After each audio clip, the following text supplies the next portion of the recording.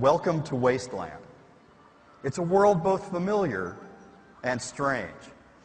A world as varied and memorable, we hope, as the real Disney lands and stories that inspired it. The land Adam is exploring today is called Ventureland. It's what we call a quest zone, where you talk to characters, learn about quests, buy tools and supplies. Here, for example, Adam is talking to Wasteland's version of Smee, learning what Mickey has to do to continue to make progress through the game, and also about an optional quest that he can do or not do later in the game.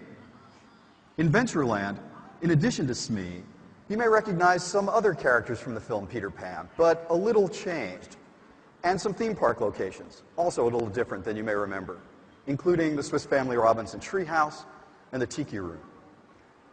Some of the Disney inspirations can be hard to spot. I mean, Wasteland is really full of forgotten stuff, but identifying it all is part of the fun. One thing is for sure, though. No one will have any trouble identifying our hero, Mickey Mouse. For decades, he's been one of the biggest movie stars in the world, a television celebrity, constant presence at theme parks, friend and teacher to our kids. But for all the success he's achieved, it's always felt to me, at least, that he hasn't quite become the video game hero he deserves to be. If my team and I have our way, that is about to change.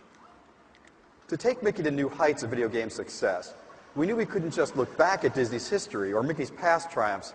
We had to allow Mickey to do things no other game character could do and offer players something they'd never seen before. Our key innovation lies in our core game mechanic, drawing and erasing, using Mickey's new ability to control the essence of his cartoon being, paint and paint thinner. Using paint and thinner the way Adam is here, players can erase characters, objects, walls, plants, even the ground. Or they can restore everything to beautiful painted glory. In other words, players can dynamically change the game world to save it. But how each player decides to change the world makes a difference. Or, as I like to put it, playstyle matters. How you change your world, how you interact with other characters. That changes how the world looks, of course, but also how characters treat you, what they tell you, what they don't tell you, and how each character's story ends. Do you solve problems by using the power of thinner to erase and remove obstacles? Or do you solve problems with the power of paint, the creative power? Do you use paint or cleverness to turn enemies into friends, or do you simply defeat them? Do you take time and use precious resources to solve everyone's individual problems, or do you focus exclusively on saving Wasteland from the enemies that would destroy it? These are just a few of the options available to players, each with its own rewards and its own costs.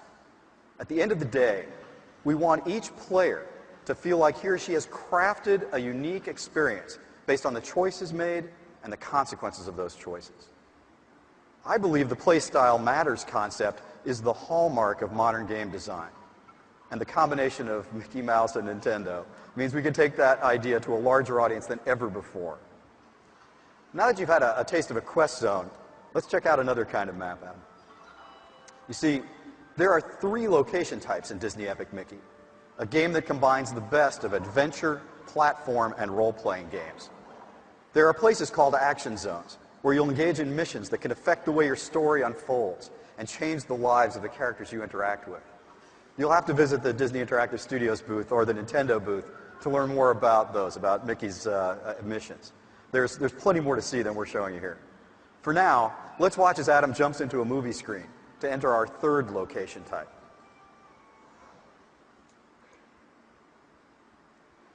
What you're about to see is called a travel zone, and it takes Mickey from one part of the wasteland to another. These are side-scrolling adventures, I bet you could tell that, directly inspired by beloved Disney cartoons and the classic console platforming games we all know and love. Here's one inspired by Steamboat Willie, the cartoon that introduced Mickey to the world. There are many more cartoons that appear in the actual game. In closing, let me just say how excited I am that Disney has allowed me to create a game featuring Mickey Mouse. It's the company's crown jewel. Not many people get the opportunity to work with a star of this magnitude, to be a part of an 80-year history of joy and laughter. With Disney Epic Mickey, we honor Disney's rich creative heritage, to be sure. But to be true to that heritage, we had to honor another aspect of Disney's history. Walt himself once said, "It's kind of fun to do the impossible." Innovation has been part of Disney's culture and Nintendo's from the start. To take Mickey to the top of the video game world, we had to find a balance of heritage and innovation worthy of Disney and Nintendo. I think we've done a pretty darn good job, but I invite you to see for yourself on the show floor. There are team members waiting there to show you more of the game. So show up, see how playstyle matters, experience paint and thinner for the very first time with our hero, Mickey Mouse.